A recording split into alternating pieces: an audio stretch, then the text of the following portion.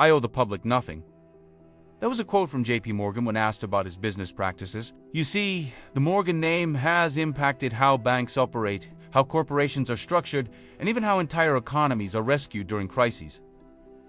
Things that impact us to this day. Morgan was so powerful at one point that he literally saved the United States government from bankruptcy. Twice. Now, many of you already know that J.P. Morgan was a wealthy banker. However, there is a good chance you're re-underestimating just how much power one unelected private citizen wielded over American democracy. I mean, Morgan himself said, "A man always has two reasons for doing anything.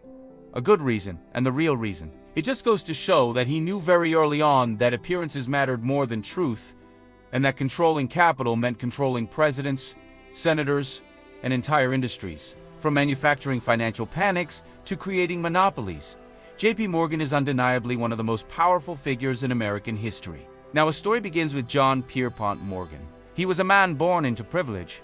However, he was really smart and ruthlessly ambitious. He was born in 1837 in Hartford, Connecticut, to a wealthy banking family. His father, Junius Spencer Morgan, was already a successful banker with connections in London.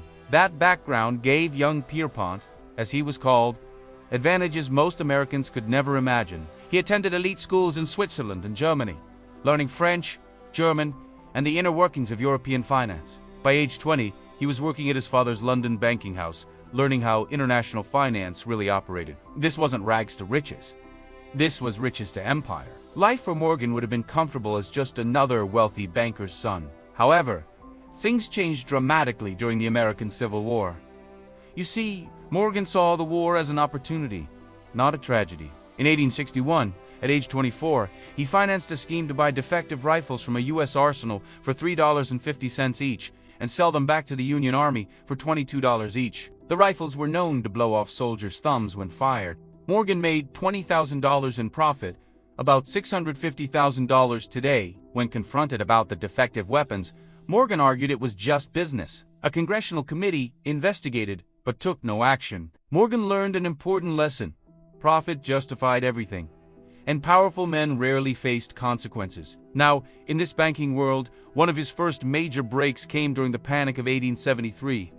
A financial crisis devastated American banks and railroads. While others panicked, Morgan used his father's London capital to buy distressed assets at rock-bottom prices. He acquired controlling stakes in multiple railroad companies, consolidated them, and eliminated competition. This became his signature move: create or exploit chaos, then buy everything for pennies on the dollar. By the 1880s, Morgan controlled significant portions of America's railroad network. He pioneered Morganization, restructuring companies to eliminate competition and maximize profits for wealthy investors. By the 1890s, Morgan had moved beyond railroads into steel, electricity, and telecommunications. His strategy was simple: consolidate competing companies into monopolies, install his own directors on boards, and charge monopoly prices. In 1892, Morgan merged Edison General Electric with Thomson Houston Electric Company to create General Electric.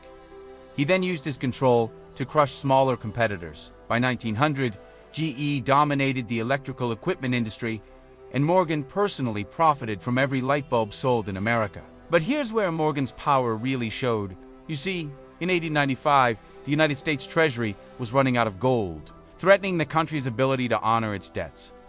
President Grover Cleveland was desperate. Morgan arranged a private loan of $62 million in gold, equivalent to $2.2 billion today, in exchange for government bonds at favorable rates. Morgan made millions while technically saving the government. Critics called it blackmail.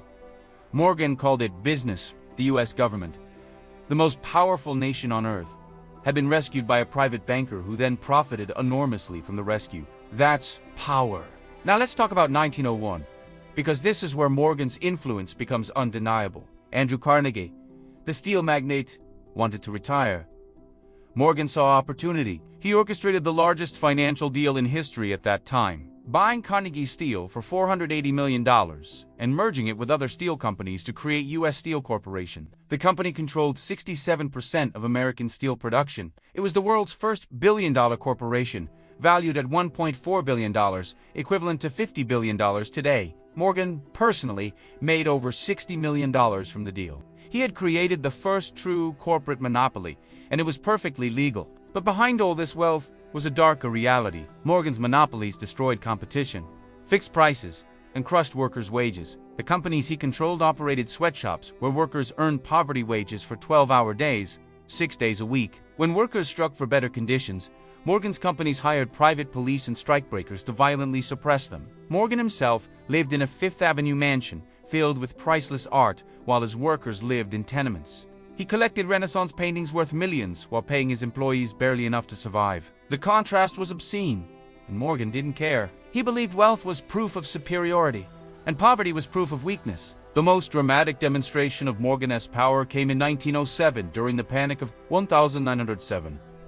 A financial crisis threatened to collapse the entire American banking system. President Theodore Roosevelt, who publicly called Morgan's companies malefactors of great wealth, privately begged Morgan for help. Morgan personally organized a bailout, locking bankers in his library and forcing them to contribute capital to stabilize failing banks. He decided which banks would survive and which would fail. He effectively became the central bank of the United States. The government had no Federal Reserve yet, so one private citizen controlled whether the American economy survived or collapsed. And Morgan used that power to acquire more assets for himself and his allies. By 1912, Morgan controlled banks, railroads, shipping lines, steel companies, electrical companies, and telecommunications companies, worth billions. A congressional investigation, the Peugeot Committee, concluded that Morgan and two other banking groups controlled $22 billion in corporate assets, equivalent to $660 billion today. That was roughly 25% of all American wealth. Morgan testified before Congress, denying he had a monopoly. When asked if he had too much power, Morgan replied, "I owe the public nothing." It was breathtaking arrogance, but it was also true. Morgan operated in a time before antitrust enforcement had teeth. Morgan died in March 1913 at age 75 in Rome. His estate was valued at $80 million, equivalent to $2.4 billion today. But his real wealth was hidden in corporate assets he controlled but didn't technically own. His actual influence was worth far more. When news of his death reached Wall Street, the stock market temporarily halted trading. That's how powerful he was. His death moved markets. Within months of his death, the Federal Reserve was created, partly to ensure that no private citizen would ever again have Morgan's power over the American economy. But the Morgan banking empire survived, eventually becoming J.P. Morgan Chase, one of the largest banks in the world today with over $4 trillion in assets. So what's the secret to Morgan's power? I think it's several things working together. First, he exploited financial crises that destroyed others, buying assets at distressed prices. Second, he consolidated competition into monopolies, eliminating rivals. Third, he positioned himself as indispensable during crises, making governments dependent on him. Fourth, he operated without meaningful regulation in a time when wealth faced few constraints. And fifth, he understood that controlling capital meant controlling everything else: industries, governments, and people's lives. But we have to ask ourselves, should one private citizen have that much power over a democratic society? Morgan would argue that his interventions saved the economy and that competent men should rule. Critics would argue he created many of the crises he claimed to solve, and that his monopolies enriched him while impoverishing millions. I think the truth is clear. Morgan used his power to enrich himself and his allies, with little concern for anyone else.